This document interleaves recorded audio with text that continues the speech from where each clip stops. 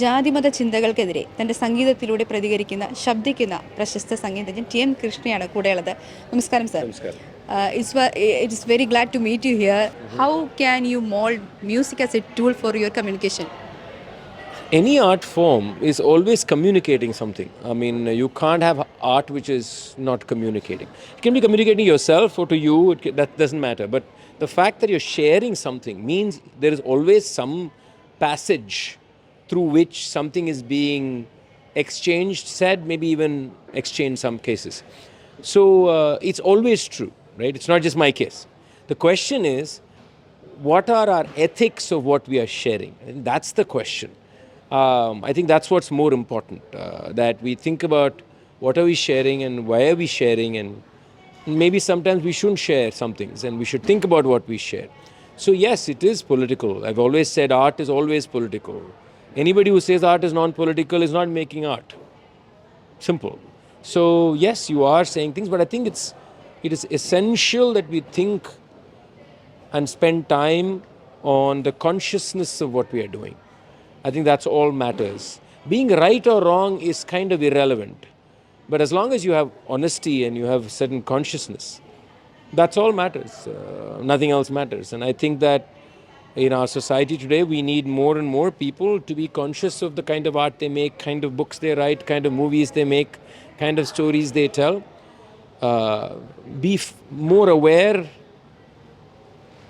about others rather than yourself. I think we are too obsessed with ourselves. Maybe that can change a little bit.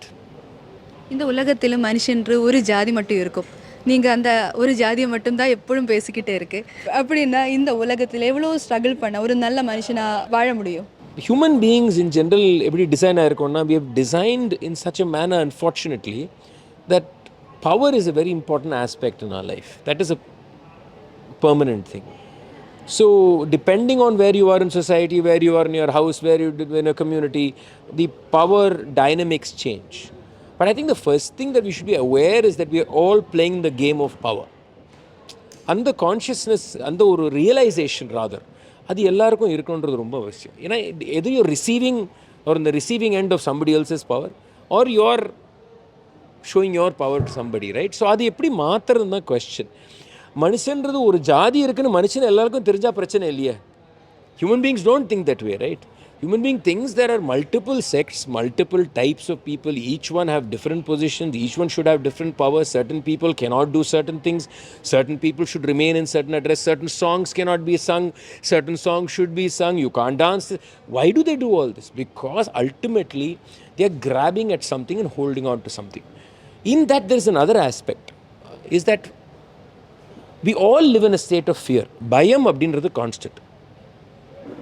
So in the bayamum kovamum, anger and fear are actually good partners, and they come out of each other. And these are the two things, like as a human species, keeps us apart. Either I'm scared of you, so I'm angry with you, or because I'm angry with you, I am scared of something else.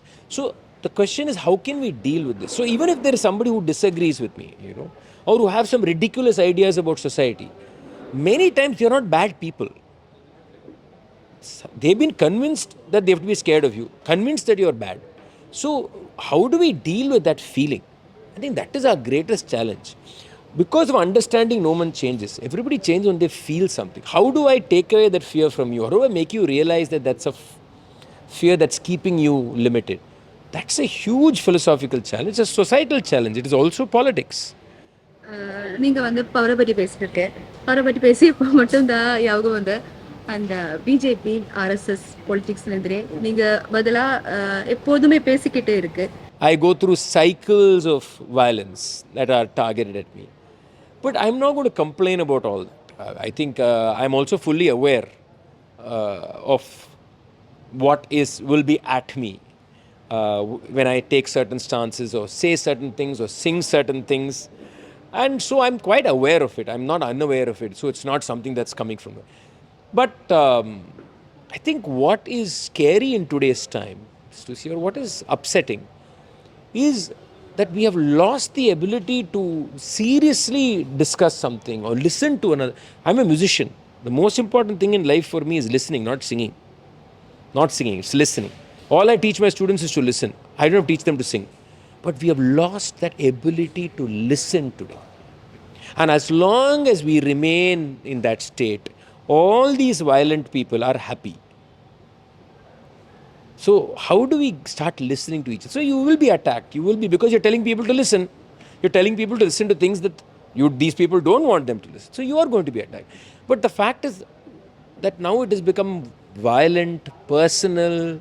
It is, so there is a lot of manifestations of it, which is not pleasant, I can tell you. It is not very pleasant to be in that position. But you learn to, after a point, accept it. That's all. உங்கள் மியூசிக்கில் வந்து அல்லா இருக்குது, எல்லா கோடும் இருக்குது. How you manage it? I don't manage it. They have to manage. Why should I manage? I'm very clear in my head. Music doesn't belong to any one people, any one God, anyone. It belongs to all gods. It also belongs to people who don't believe in God. Music belongs to everybody. Everybody has a right to sing the music. Everybody has a right to find something very profound in the music in their own way. So for me, it is. I don't have any confusions about that. No doubts about it. I'm very clear about it. So for those who have a problem with it, it is for them to figure out what their problem is. I'm not going to change my position, that's for sure. நீங்கள் வந்து மியூசிக்கை பற்றி சொல்லிகிட்டே இருக்கு வந்து nowadays people are going through rap, jazz and so many kind of music, and today's youngsters are behind this. Do you like this rap, jazz and of course. See, there are so many kinds of music in the world. I mean, people listen to whatever they listen to, right? And there is always going to be a popular that is going to be, shall we, taking more space than it should. My concern is about that. My concern is not about the many forms. My concern is if only one form of music becomes the form that everybody wants to listen to, that is actually a very homogeneous problem. I don't have a problem with rap, jazz, all these things. So many things, hip hop, name it, I can tell you. But imagine the world, out of the 100% of musical forms in the world, the popular, the very popular, is probably 1%. So in India, you can say cinema music. In the West, you can talk about popular Western music. I'm not talking about the forms you mentioned, but the popular. Unfortunately, the problem for me is there is a power struggle happening, which we are not noticing. We want the 98% to sound like the 2%. Why do we want the 98% to sound like 2%? It's illogical. Instead of saying we will do everything in our power to make sure that 98% also thrive. So I'm worried about the art forms in the village. I'm worried about the art forms that nobody is paying attention to. Then we say it died. It didn't die. We killed it. So I have a problem with that. I have a problem with us. Diversity must be there in everything. Right? So everybody chooses what they want to choose. But the powers of the market are such that it does not give you the access to so many forms. You only see certain things. YouTube algorithm works only in that way. Instagram algorithm works only in that way. So if only the popular is going to be listened to, we have an aesthetic problem. We have many art forms across the world, especially those that belong to marginal communities, because they don't have the numbers to become popular, that are going away. Or you're telling them, please become like cinema. You're telling them, make music like. Why should they make music like cinema? So these are the worrying things, and this nobody is speaking about. This nobody is talking about. And then we'll make archives and send people to a museum. I think there's something very violent about this in my opinion. உங்களுடைய புறம்போக்கு, இந்த புறம்போக்கு word வந்து அதுக்குள்ளே எல்லாமே இருக்குது. மியூசிக்கில் அந்த மாதிரி ஒரு புறம்போக்கு இருக்கா? ஆமாம், நானும் புறம்போக்கு, நீங்களும் புறம்போக்கு தானே. புறம்போக்கு means it's an environmental position, it is a political position, it's a legal position in some ways, commons. And I think as individuals, we all should be Porambok, which means we are there in the commons. We are common. We are sharing in the common. We are not private. Our music does not belong to only anybody. It belongs to everybody. So Porambok is a spirit. To me, the Porambok spirit is essential for making art. Essential. So பாட்டில் புறம்போக்கு டெஃபினட்டாக இருக்குங்க. பாட்டு புறம்போக்காக இருந்தாதான் பாட்டு எல்லாருக்கும் போய் சேரும். அப்படியா? பாட்டில் புறம்போக்கு இல்லைன்னா பாட்டு வந்து எல்லாருக்கும் போய் சேராது. Which means only if there's a spirit of sharing with no limitation, I say unfettered sharing as they will say, only then it will go and reach, which is the state of புறம்போக்கு. Recently in Kerala, Hema committee report Yes. ரொம்ப சர்ச்சையாயிடுச்சு. Yeah. நீங்க பத்தி அதை I made a statement also about it. I already put out a statement about it. I mean, let's be very clear. There can't be two opinions about this. I find it absolutely ridiculous that you can have two opinions on the Hema committee report. Anybody who thinks they have two opinions about it, I mean, it's unfathomable for me. That's a report that should have come a long time ago. First of all, the government of Kerala should not have held it on for so long. First, that's an error. It needs to be acknowledged. Second, once it's out, it's a reality. I mean, honestly, is anything surprised us in the report? I don't think so. We are acting as if we are surprised. How are we surprised? We all know this is happening. So, and I think that that's not the only industry that should have a report. I think Tamil industry has to be have a Kannada industry, Telugu industry, Bombay, everywhere we need a report like this.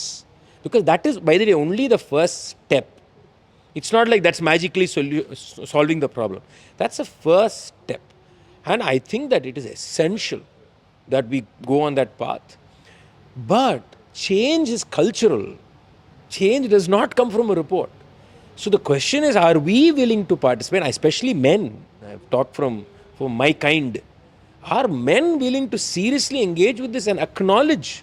There has to be a self-awareness and acknowledgement of a certain way we have been brought up, the certain things we've been told, certain environments that we have seen, certain movies we have made. Let's be very clear. All that together, the songs that we sing, are we willing to acknowledge that they are all problematic and not find excuses? So the question is, men have to ask themselves, are you willing to change? And that requires a paradigm cultural shift. And I think this is just the first little step in it. So to me, it's a no-brainer. I'm so glad. I mean, hats off to the women who got this going. Everybody knows it is not easy. Everybody knows, irrespective of how powerful the women may be, it is not easy. Because that's how our society is constructed. So hats off to them. And I mean, anybody else who feels the other way, I'm sorry, but I don't think I want to have a conversation with them, blunt, on this issue. I'm very clear.